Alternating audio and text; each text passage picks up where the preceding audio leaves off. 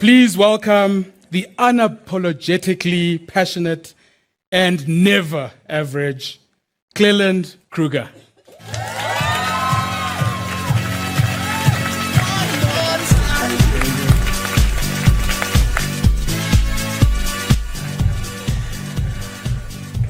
Hi everyone, it's so amazing to be here and listen to this for serendipity. So Cape Town, my current home city, is tuning in live. Sandton is tuning in live, and I lived there for 5 years. And I grew up just the other side of the Henops River, here in Pretoria. So I feel so connected to all of you, so hi. I'm going to start off today with a question. What makes an achiever an achiever? So I've read enough books to crash a Kindle, and what I've picked up in my reading and my many years of experience working with high performers, being led by high performers, is I've picked up that there are certain themes that, and in fact it's not even high performers, I want to call them super high performers. There are certain themes that super high performers and characteristics that they all carry. And I've divided these up into 8 general themes. The first one is they all have a very clear purpose. They know where they're going. They know their why. It actually gives them laser focus, so that when they set their goals, they are setting goals that will ensure that they knock that purpose out the ballpark. They've got great grit. They just don't get set back. When something goes not according to plan, they just rise up again. They dust their knees off and they try again. They never give up. They are disciplined. And as Jim Collins in Good to Great said, not just any type of discipline, but fanatical discipline. And I so love that word. If you're fanatical about something, it makes me think about obsessing about your clients, to be so fanatical about something. They are very curious and they are lifelong learners. Then they have really deep networks and relationships. You know, the people that they always know a guy. There's always someone that they can call, someone that they know that can help them. They're super connected. They master their time. I mean, sometimes some of these super high performers, you actually think that they get more time than the rest of us. Or maybe they just need very little sleep, but they always manage to get more done than the average person. And then, of course, there's always just that little element of luck. Sometimes they're just the right person in the right place at the right time. So what I've done is I've taken these themes, what I've read, like I said, my experience of working with people, and I created a little model. And this model has become my compass. And it's something I lean on when I'm struggling, and it's something that I lean on when I'm thriving. And I call it the FIRE model. And it's about focus, impact, relationships, and energy. And that is what today's talk is going to be all about. But before I start with unpacking the FIRE model, I wanted to share a little bit more other than what Duma introduced me as, because I think there might be a couple of surprises along the way. So when I finished studying, I very proudly announced to my parents that I'd accepted a full-time job as a fitness instructor. And they were just a little bit horrified because it wasn't quite what they dreamt of when they paid for my education. But that job soon became about more than doing one-arm push-ups and the splits, which, believe it or not, this body could do back in the day. I really put my heart into that job. I became a sponsored athlete. I was sponsored by Reebok and later by Nike. I competed professionally. I won. And I even got South African colors. And then I took that same passion and that same purpose and I fueled it into the corporate world. And yeah, my parents were delighted when I eventually got a real job. And so I've spent my 30-odd years in human capital and learning and development. But why am I telling you the story? I'm telling it to you because success does not always follow a straight line. Sometimes it loops, Sometimes it U-turns, and sometimes it starts off in lycra and it ends up in leadership. But no matter where you start, no matter what you do, there is something that is super important. And that is that you must have your purpose and your passion. And then you must back yourself. Because life is actually too short not to. And we can't just live.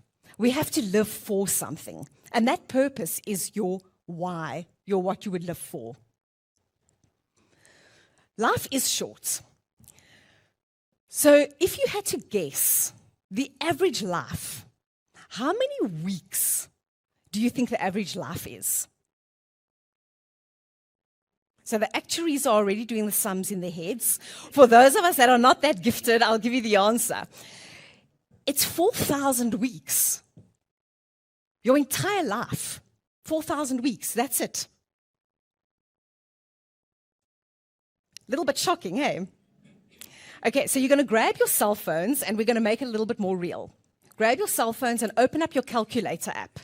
The actuaries can carry on doing it in their heads.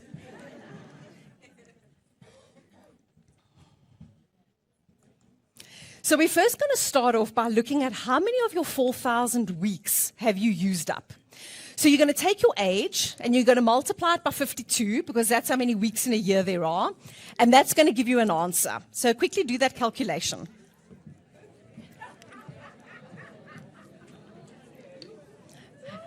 And ladies, this time it's your real age, okay?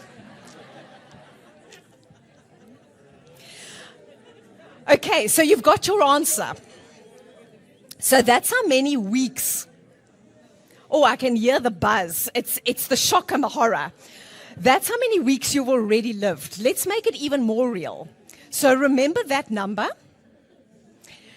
And you're going to subtract that number from 4,000. And that's what you've got left.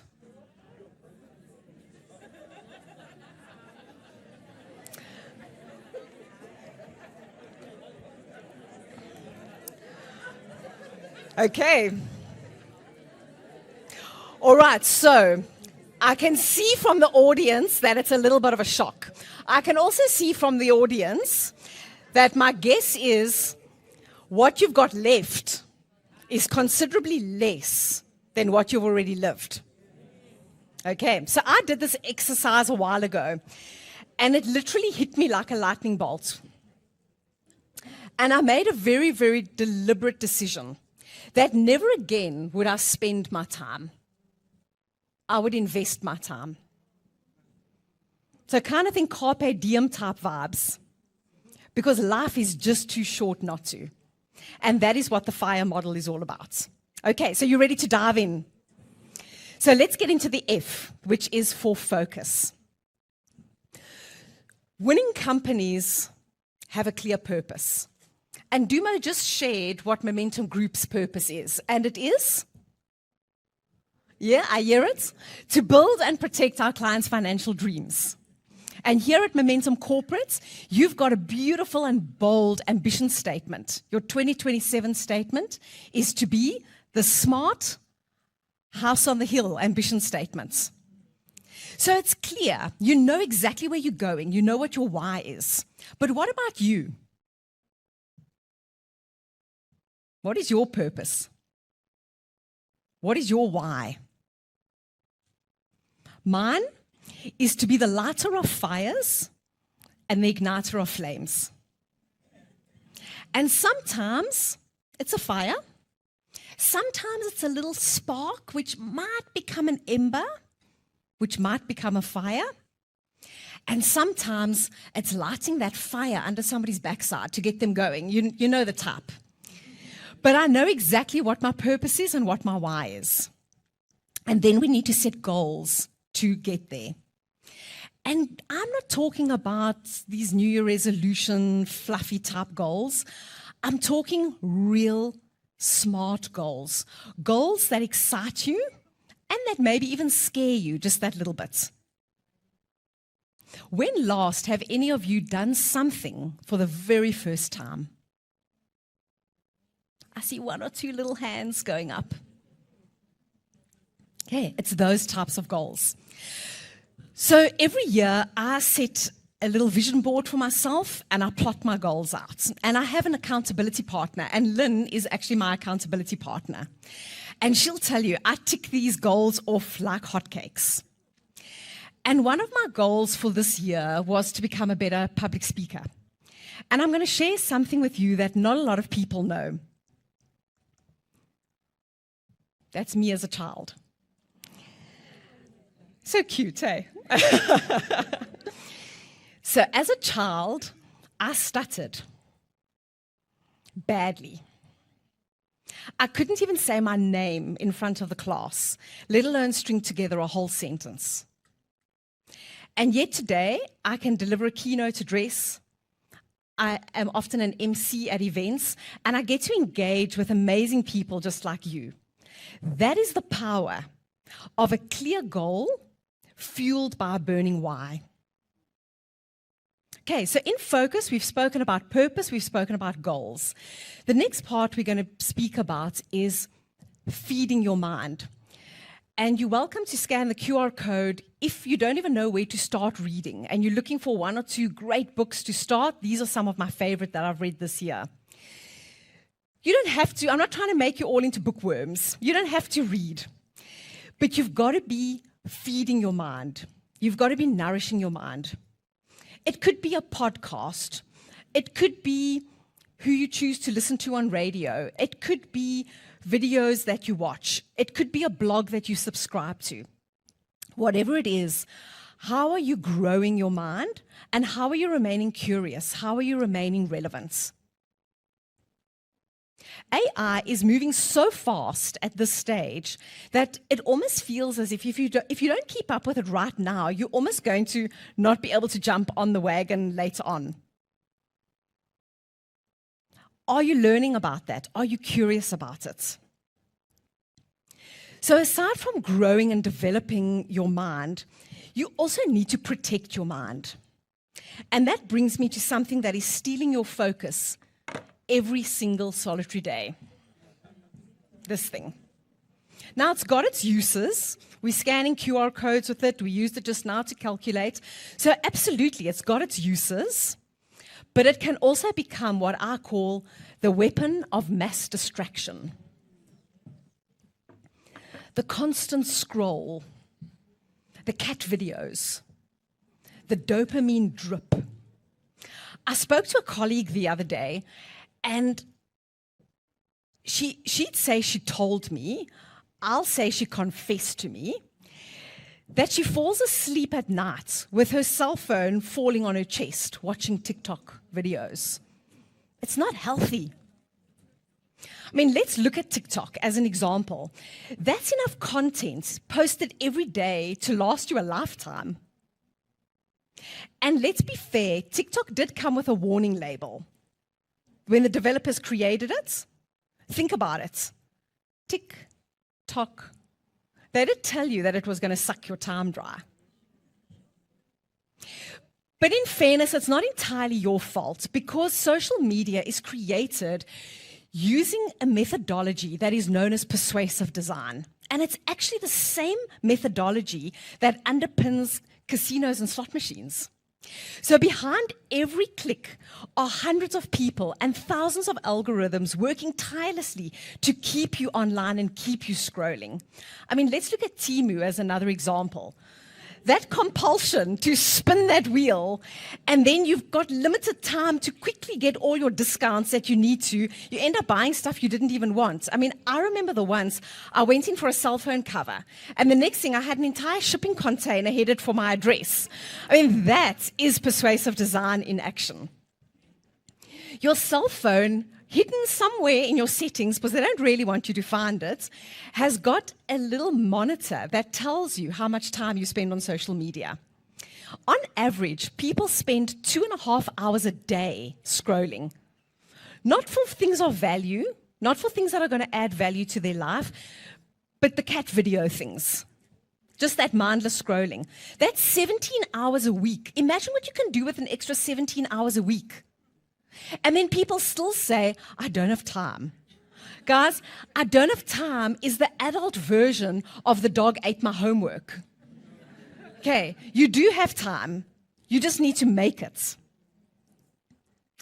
So we've spoken about purpose. We've spoken about goals. All of this is within focus. We've spoken about feeding your mind and making sure that you are not distracted. The other important thing that you need for focus is quiet time. Because it's in the quiet that aha moments are born and that clarity really happens. Your brain needs silence, solitude, and stillness. So they recently interviewed Novak Djokovic, who, he's a brilliant tennis player, 24 Grand Slams that he has won. And they asked him about his daily routine, what makes him be one of the tennis greats. And guess what? He doesn't start his morning with Instagram. He starts it with meditation and gratitude. So I've tried to meditate. And guys, it's just not in my personality to sit like this in the lotus position. I just couldn't do it. But I found another way to build in my silence and my solitude, and that's when I hit the mountains. And most weekends, that's where you'll find me. And even when I'm hiking with people, I always manage to hike in such a way that I let some people go ahead and I let some people are behind me, and I find myself alone in the middle, that I can actually just spend that quality time with myself. Confucius once said, "The man who chases 2 rabbits will catch none." And focus will help you catch the rabbit that truly matters. Okay, so moving on to impact. At Momentum Group, our 2027 strategy is actually called the Impact Strategy. And we've got a very exact goal. It's 7 billion by 2027. So again, we know exactly what impact it is that we are wanting to make. What about you? So then people often get a little bit panicky when you talk about impact because they think, it's got to be massive and Nobel Peace Prize winning. What must I invent? But impact doesn't have to look like a standing ovation. And in fact, impact is often very ordinary looking. My definition of impact is actually quite simple. All that I want is one day, when I'm no longer here, that I made the world just a little bit better because I was here.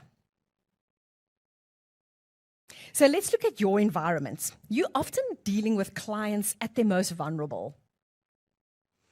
A retrenchment, a retirement, a loss of someone, a tough financial situation.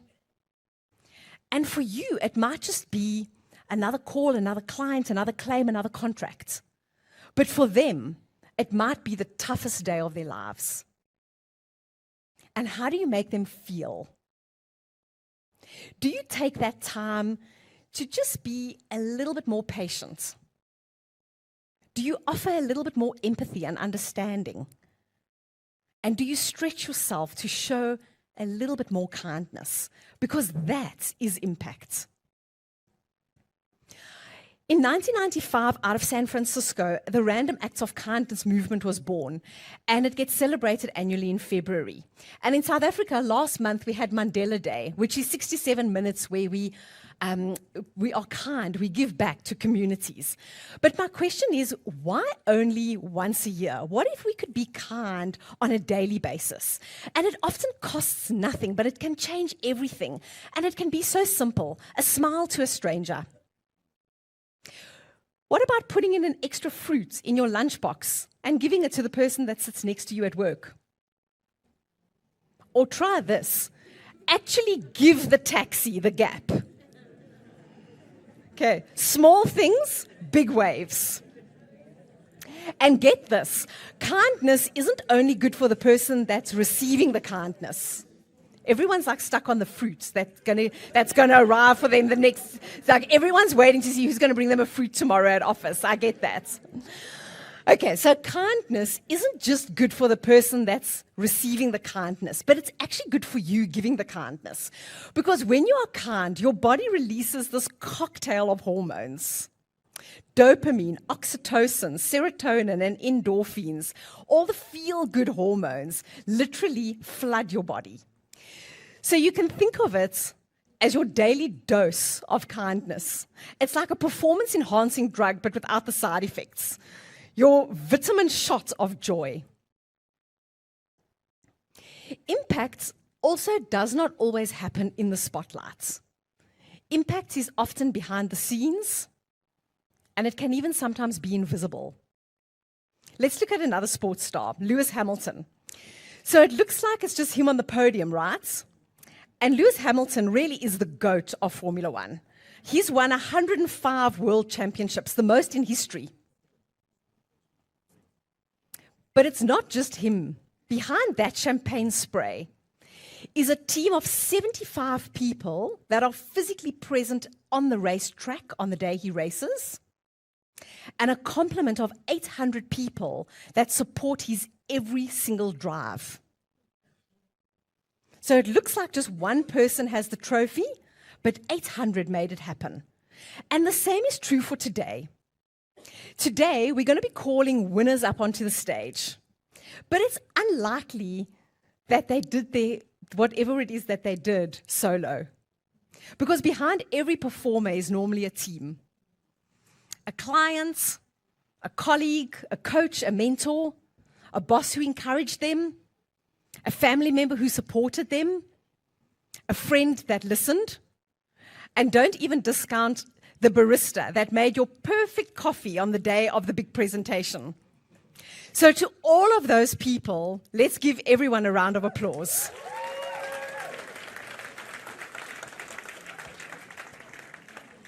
And that takes us into relationships. So I'm going to start with a stat that might stop you in your tracks. A global study was done last year, and it found that 1 in 4 people are lonely. Not a little bit, not every now and then, but often.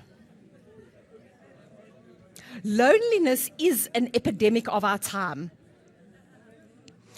And it's ironic because we're actually more connected than ever before. We've got WhatsApp groups and Facebook followers and Instagram communities, but we still feel disconnected. And why? It's because relationships don't live on a screen. And in fact, social media isn't very social at all anymore. It should actually be called marketing media, because that's what it is. It's about chasing likes and clicks and shares. And even you, I see you, the person picking the best photo of themselves out of the group and then funneling it through a frenzy of filters before posting it on social media, you too.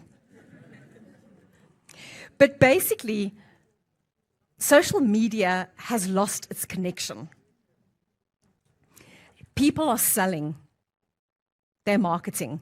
Sometimes you end up buying a dream you didn't even know that you were shopping for. So let's talk about real connections. And to do this, I'm going to use 2 examples from nature.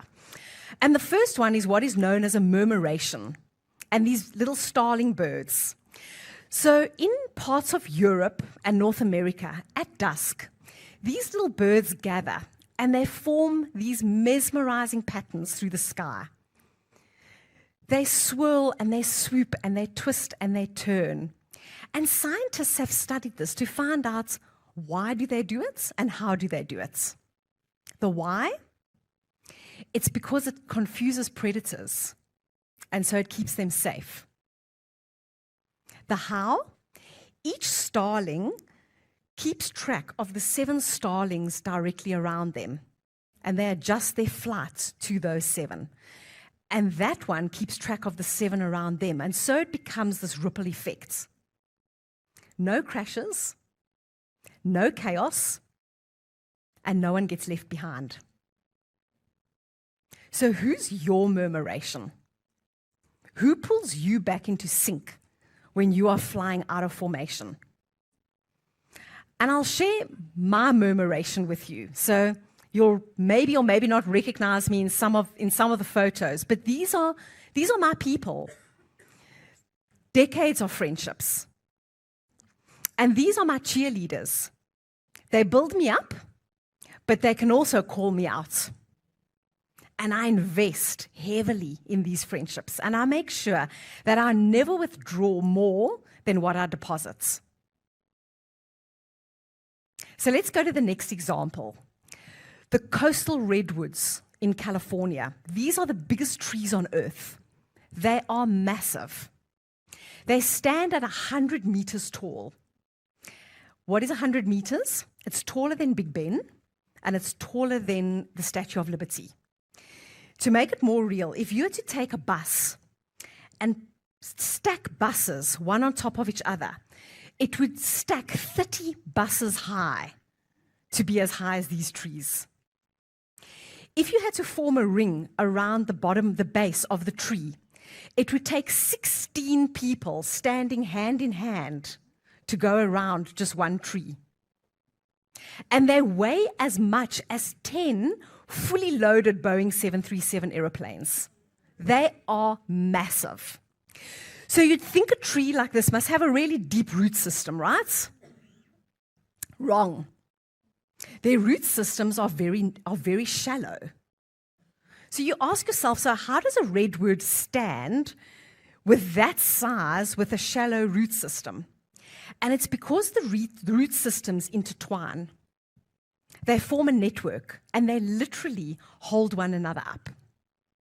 Alone, a redwood would tumble.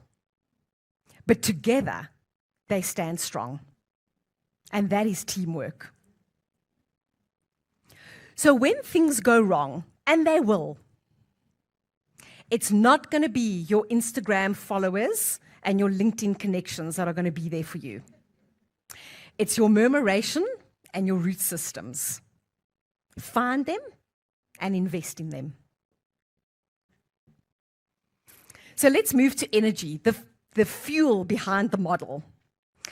We've seen now life is short, so burn bright. Yoda said it best in Star Wars, do or do not, there is no try.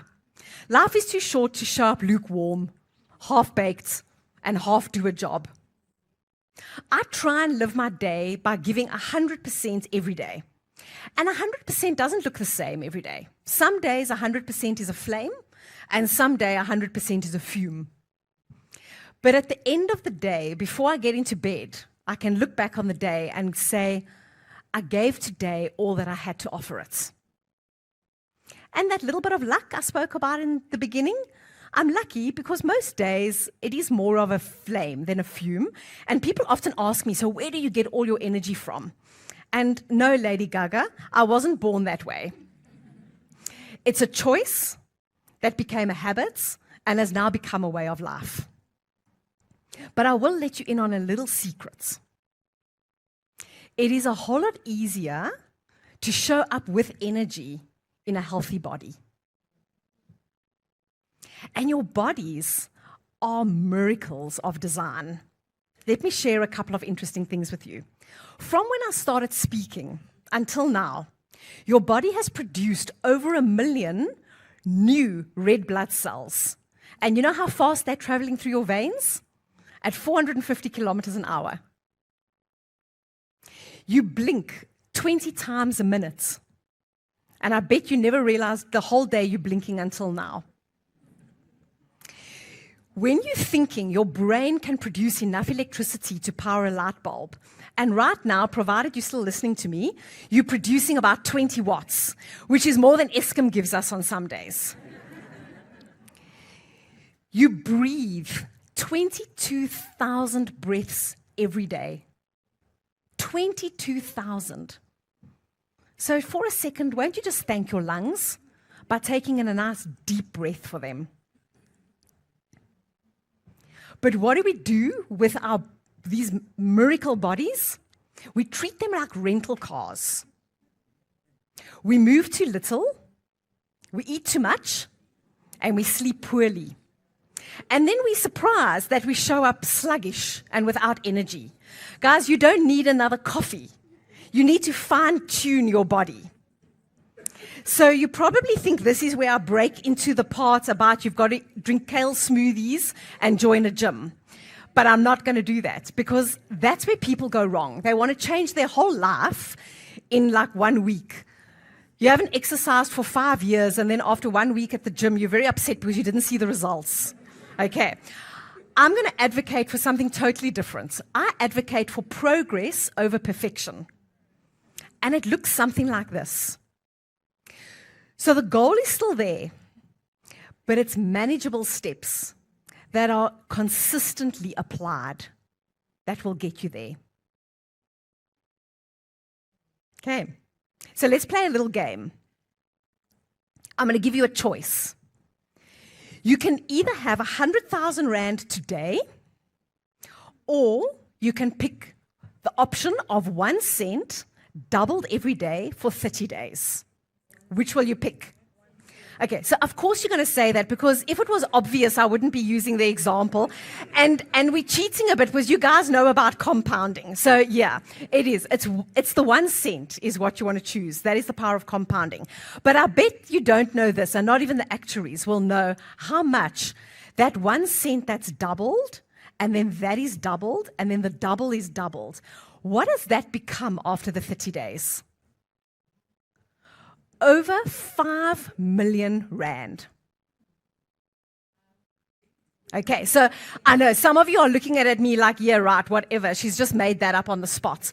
I'm going to let you scan a QR code, so get your phones ready. There's going to be another QR code in a minute, and you can unpack the little story about how that happens. But before I show you the QR code, what I do want to show you is the green trajectory. It looks flat, and then suddenly it sparks. There's the QR code I promised you. And the same happens with your mindset, your soul set, your body set. In the beginning, it feels like nothing's happening. And it feels like you're putting in all this effort and nothing's changing. And then the next thing, just like this, it changes. Okay, that's the power of compounding. Einstein came up with the theory of E equals mc squared. And basically, it's the equation between energy and mass. And it tells you that energy can become mass and mass can become energy. What does that mean? This is what Einstein was saying, that even if you're a couch potato, the mass, you too can become energy. You just have to start. So I use a little thing that is like a habit tracker for me. And I use a rag status. Green is a good day, red is a bad day, amber sort of somewhere in between. And I use this to keep myself on target and keep myself honest. It shows me patterns. So you can see exercise is something I love. It's pretty green. Nutrition, a little bit of a work in progress. I'm addicted to lint, what can I say? But what it does do is it starts to show me where I need to pay attention. And you could use this. You can download it again from the QR code. You can use this for anything that you wanted to. If you're in sales and maybe you've decided, I want to meet 5 new clients every day. At the end of the day, did you do it? You can color it in. Or you're in customer services and you're thinking about, oh, you know that kindness thing she spoke about? I want to try and be that little bit more kind to my clients every day. At the end of the day, did you make it or didn't you make it? But because you're starting to see a pattern, you start to see one green isn't going to make you good, just one green isn't going to make you good, and just one red isn't going to mean that you're a failure. You start to get an overall picture. The other thing about energy is brand. And brand is an interesting one because brand isn't about the logo. Brand is about how you feel when you see the logo. So we're going to play another little game. And what I'm going to do is I'm going to throw up some logos on screen. And for Santon and Centurion, I also want you guys to shout out. When you see the logo, what do you feel about that logo? Okay, are you ready? Okay, first one. Oh, I love that. I got the difference. It's often quality. So that's very much but we got the oohs. It's a positive association with that brand. Okay, the next one. What about this one? So, isn't that interesting? Do you know we haven't had load shedding as at today? I don't know if this is wood, but touch wood. We haven't had load shedding for 198 days. And yet we still have that same association with that brand. What about this one? Okay. Fast. People like the brand. So now imagine I took your face and I put your face on screen. What would people say about you? Because your face is your logo. Your face is your brand. So if you don't know what people would say about you, then your brand isn't strong. Or are you going to get the response like Eskom when your face is up here? Now there's good news. You can change your brand. So let's look at Checkers because it's a great story. Before COVID, Checkers was not a cool brand, hey? Like if I went shopping at Checkers, I took my Woolies bag so that it would look like I shopped at Woolies, right? Okay. Now Checkers is super cool. The kids don't have those little black plastic bikes anymore. They've got the turquoise ones. I've seen people driving their cars with Checkers dice hanging from the rearview mirror. And I've even seen matriculants get delivered to the matric dance on a Checkers bike instead of a limousine. It's become such a cool, trendy brand. So the good news is you can influence your brand, you can change your brand. It can be done. So how do you do that? Your brand comes from a lot of things. Let's look at some examples. On a Teams call, how many times do people come up on a Teams call with their cameras off? What message are you sending about your brand? In meetings, are you participating or are you scrolling through your phone, the cat videos under the table? Your appearance isn't just what you're wearing. Your face is part of your appearance. And a smile is the best brand you can wear. Who are you following on social media? What are you posting? It starts to tell a story about you. Are you the local neighborhood Karen? What about your emails? Guys, can we bring some life back into emails again? I sometimes get an email from someone that goes, noted, thanks. And I'm like, are you okay, buddy? Have you been taken hostage? What is that? Out of office messages, my brand has become synonymous with my out of office messages. I push the boundary on them, I make them fun, and many times I get people send me a message just to say to me, you know what, your out of office message absolutely made my day. I think I've just opened myself up for a whole lot of people to send me a message to go, okay, I'll sift through the 800 messages. But the thing is this, your energy speaks before you do. And people either lean in or it pushes them away. You are either lighting up the room or you are sucking the light out of the room. So that brings us to the end of the FIRE model. Focus, it's about purpose, it's about goals, it's about managing your time. Impact, making the world just a little bit better because you are here. Relationships, it's your root system and your murmurations. And energy, looking after your body and truly living. And the good news is you don't have to wait until Monday or the 1st or January before you start this. Barack Obama was recently interviewed and he was asked for the best advice that he could give to somebody entering their career. And this is what he said. Just get it done. So simple and yet so powerful. Just get it done. I started off today looking at how many weeks your life is made of.